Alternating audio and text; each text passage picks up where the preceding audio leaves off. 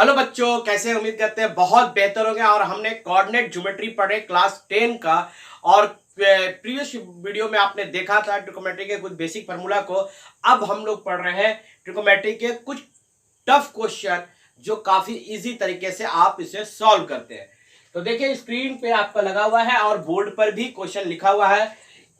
In a triangle ABC prove that AB square plus AC square equal to bracket में 2AD square plus BD square where D is the middle point of BC। इस question में अगर आप देखोगे coordinate geometry होने के बावजूद भी कोई भी कोऑर्डिनेट पॉइंट नहीं दिया है।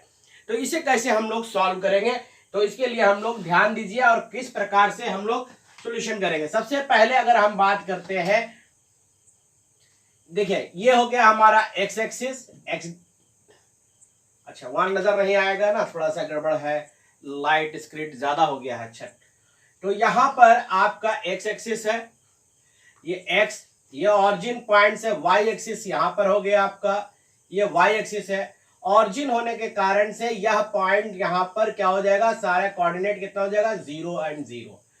अब उसके बाद हमारा जो पॉइंट होगा, इसको ध्यान से देखिए, मान लीजिए यह पॉइंट यहां पर आपका ए है, ठीक है, ये पॉइंट आपका ए है और उसे आप मान लो अल्फा एंड बीटा इसका कोऑर्डिनेट है, मालूम नहीं हमको तो हम ऐसा रख सकते हैं।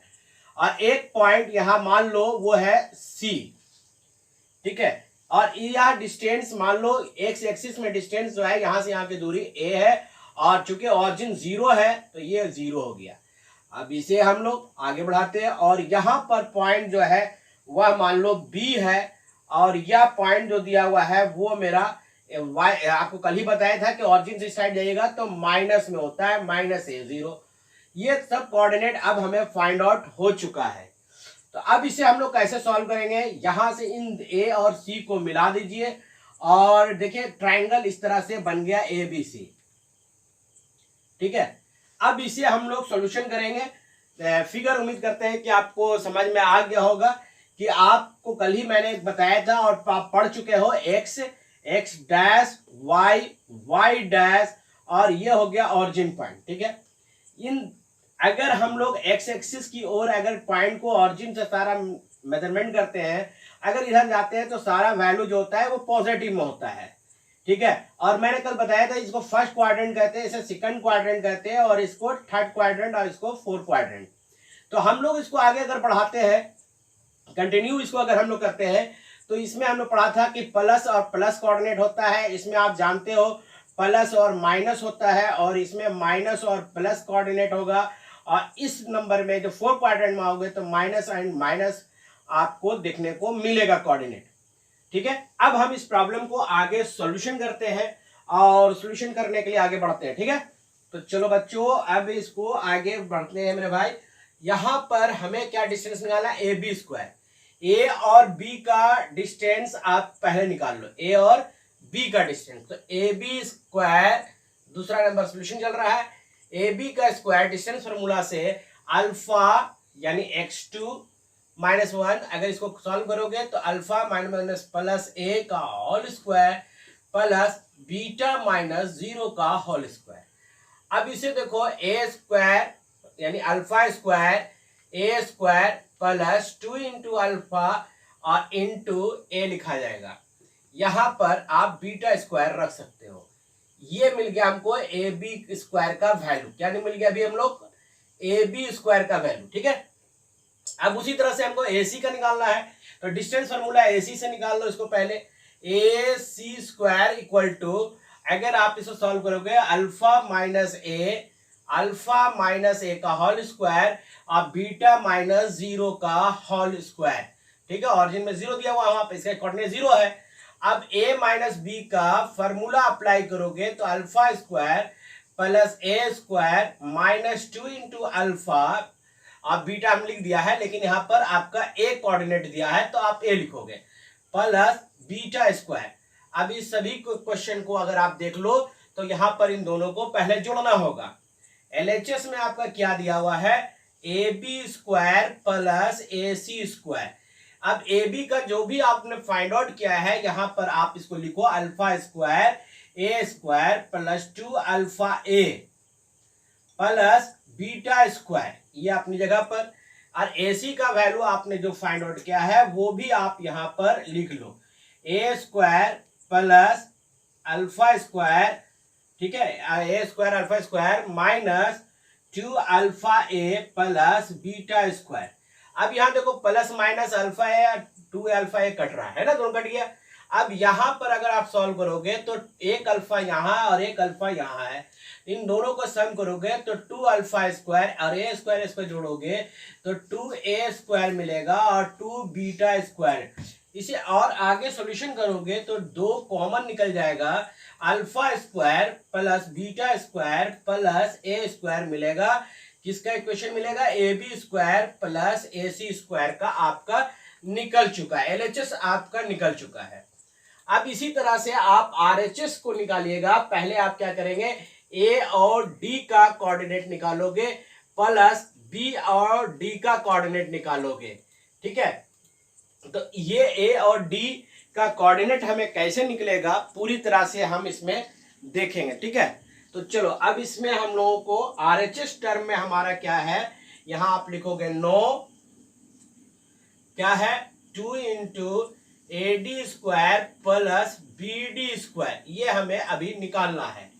तो AD square plus BD square आपको निकालना है। तो यहां से आप डिस्टेंस फॉर्मूला, ये ऑरिजिन हमने यहाँ जो लिखा है उसका कोऑर्डिनेट आप D रख सकते हो, ठीक है, कोऑर्डिनेट D ही होगा।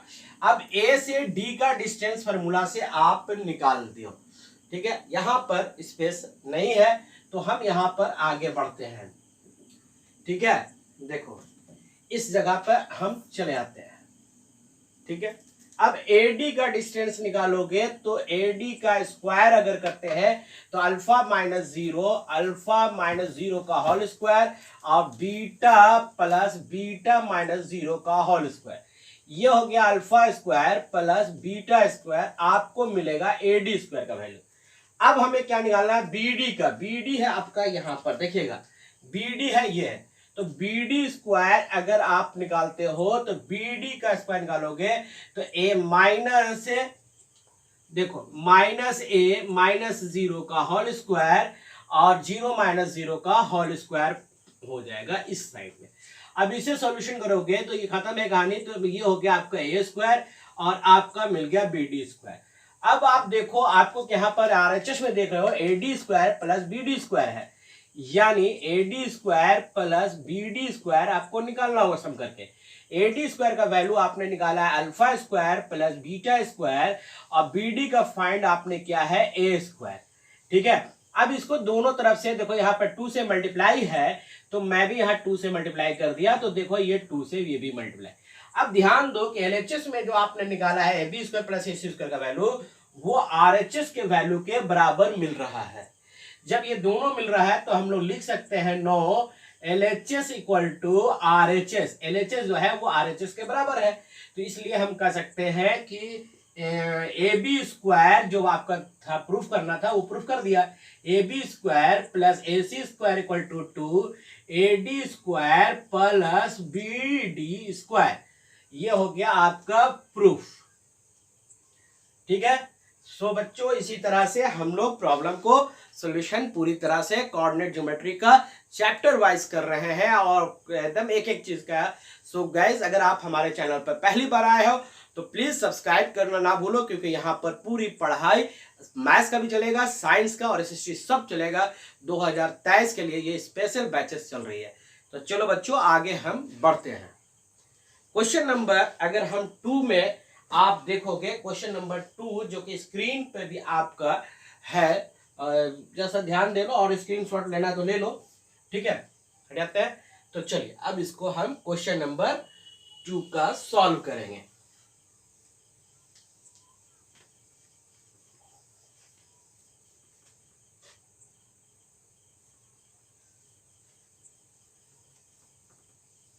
ये आ गया क्वेश्चन नंबर 2 के लिए। सॉल्यूशन देखोगे क्या क्वेश्चन कह रहा है। क्वेश्चन पहले देखते हैं, line joining the point A and B। मान लो A और B एक पॉइंट है जिसका कोऑर्डिनेट दिया हुआ है 4 और -5 और B का कोऑर्डिनेट दिया हुआ है 4 और 5।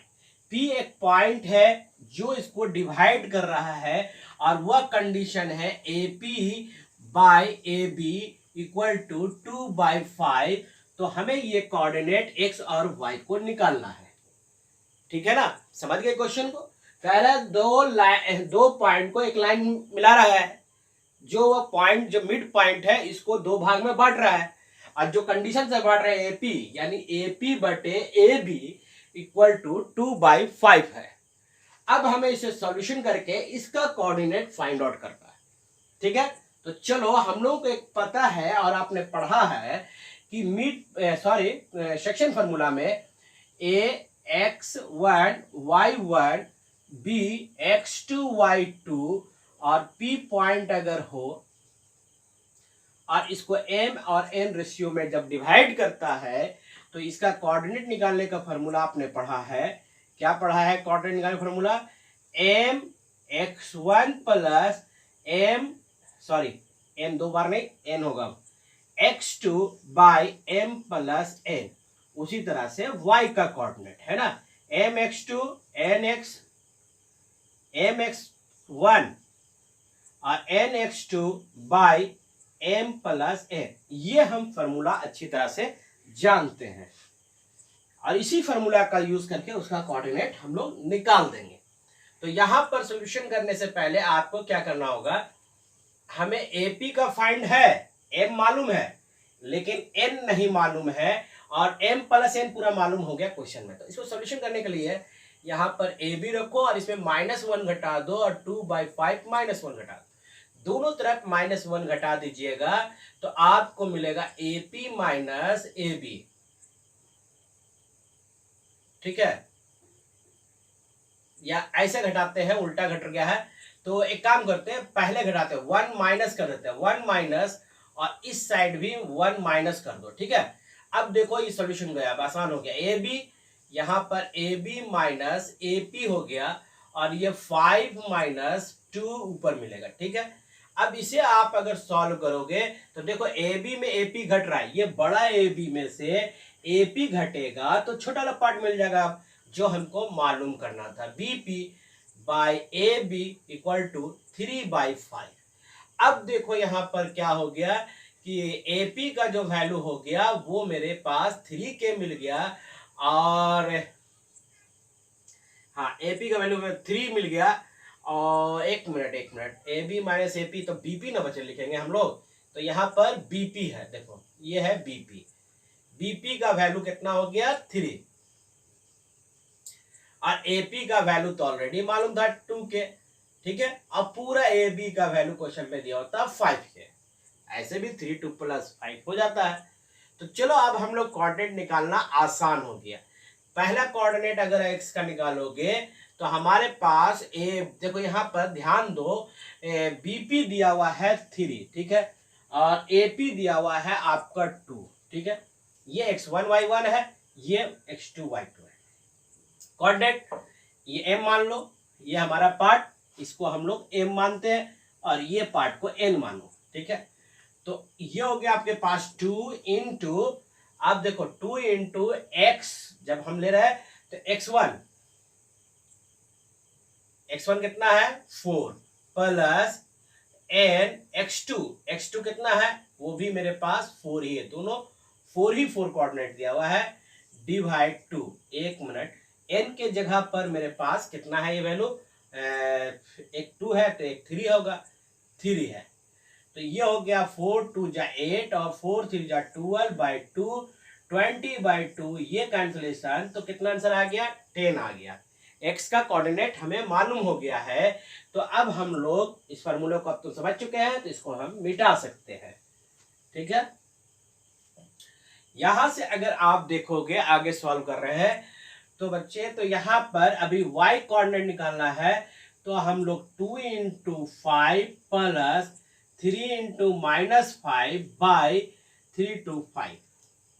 यहां पर भी तो रॉन्ग जरा सा हो गया, वो मिस्टेक क्या हो गया कि यहां पर हम लोग जोड़ते हैं, तो 3 और 2 कितना हो गया, ये 5, ये तो आपको 8 प्लस 12/5 यानी 20/5, ये कोऑर्डिनेट 4 निकल गया x का वैल्यू। यहां पर सॉल्यूशन कीजिएगा 5 2 जा 10, 5 3 जा 15 बाई 5, y का वैल्यू -5/5, कैंसिलेशन 1 में, तो ये -1। तो p का जो रिक्वायरमेंट कोऑर्डिनेट निकला वो 4 और -1 है। ठीक है ना। इस तरह से हमने देखा, क्वेश्चन को सॉल्यूशन किया। तो देखो इस बार जो क्वेश्चन है वो कंपेटेंसी बेस्ड क्वेश्चन जरूर है, लेकिन इतना याद रखोगे, इसको हमें जब तक बेसिक अच्छी नहीं होगा तो वो आपको समझना या सॉल्व करना आसान नहीं होगा। तो चलो हम दूसरा क्वेश्चन की ओर चलते हैं, इसको हम रफ कर लेते हैं। ठीक है। तो अगर आप हमारे चैनल पे पहली बार आए हो तो चैनल जरूर सब्सक्राइब कर लो, बेल नोटिफिकेशन ऑन कर लो, ताकि सही इंफॉर्मेशन आपको एस मलिक जीएस सेंटर पे मिलता है और एनसीईआरटी घर में आपको पूरी तरह से पढ़ाया जा रहा है। सो हमारे भाई चैनल जरूर सब्सक्राइब कर लो। चलो क्वेश्चन देखते हैं।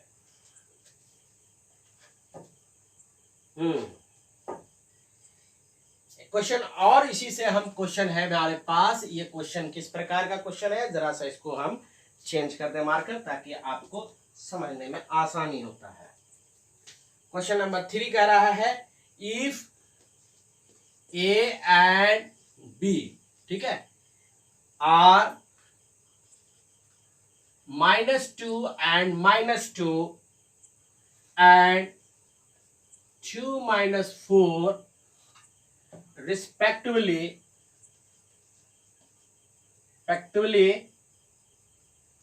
find the coordinate of P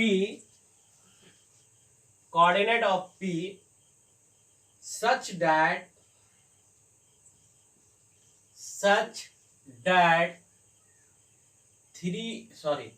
AP equal to दिया हुआ है 3/7 AB। इस क्वेश्चन को आप अपने से भी सॉल्व करने की कोशिश करें। ठीक है। इसी तरह से अभी हमने एक क्वेश्चन को सॉल्व किया था और यहाँ पर इस क्वेश्चन को सॉल्यूशन किस प्रकार से किया जाएगा वो हम इस क्वेश्चन में देख रहे हैं। तो सबसे पहले क्वेश्चन का सॉल्यूशन जब करने बढ़ोगे तो यहाँ ध्यान दो कि आपका दिया हुआ है क्या भाई, AP, ठीक है, अब बटे 3/7 AB दिया हुआ है।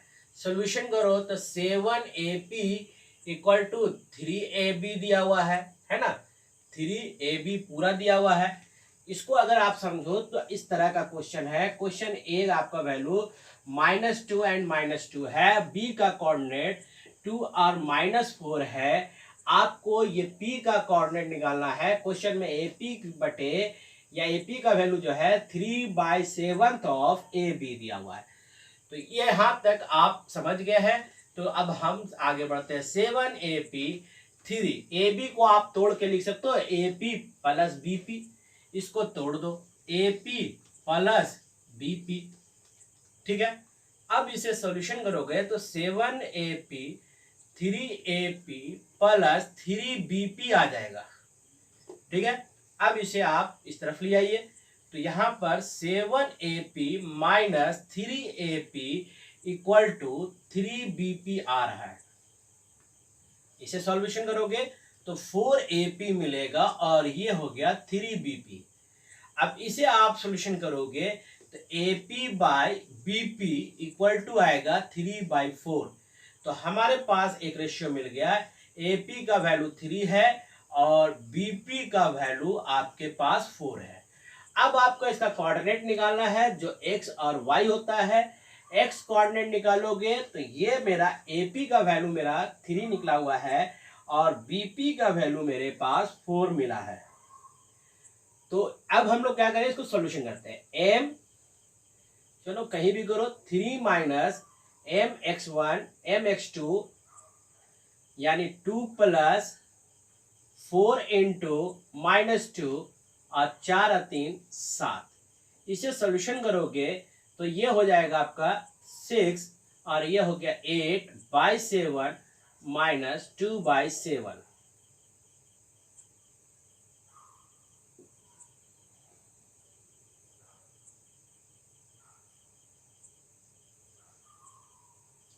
दूसरा कोऑर्डिनेट अगर आप निकालते हो, y का कोऑर्डिनेट अगर आप निकालोगे तो उसी तरह से आप करो 3 इंटू -4 और 4 इंटू -2/7, ये y हो गया, ये 12 आपको मिलेगा, यहाँ पर 4 2 जा 8 7 -20/7। इस तरह से क्वेश्चन का सॉल्यूशन मिलेगा। सो गाइस, यहाँ पर अभी एक क्वेश्चन मैं देख रहा हूँ, ये मुझे याद आया कि एक डिफिकल्ट क्वेश्चन मुझे देखे थे हम, जिसे सॉल्यूशन करना मैं चाह रहा हूँ। एनसीईआरटी बुक्स में नहीं मिला था, ये एक रेफरेंस बुक है, वहाँ है, मैं देख लूँ जरा सा।